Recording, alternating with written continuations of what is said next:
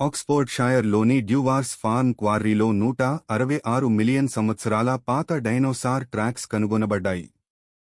ఈ ట్రాక్స్ 200 డైనోసార్ల ట్రాక్లను కలిగి ఉన్నాయి. ఈ ట్రాక్స్ మిడిల్ జురాసిక్ కాలం గురించి కొత్త సమాచారం ఇస్తున్నాయి.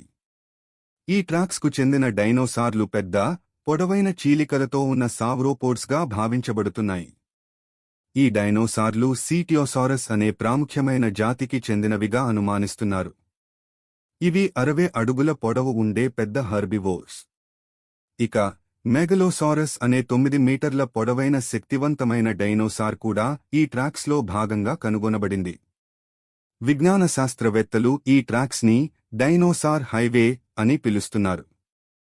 వీటి ద్వారా ఈ పెద్ద జంతువులు ఎలా ప్రయాణించాయో తెలుసుకోవచ్చు. శాస్త్రవేత్తలు డిజిటల్ చిత్రాలను, డ్రోన్లను ఉపయోగించి 3D మోడల్స్ సృష్టించారు.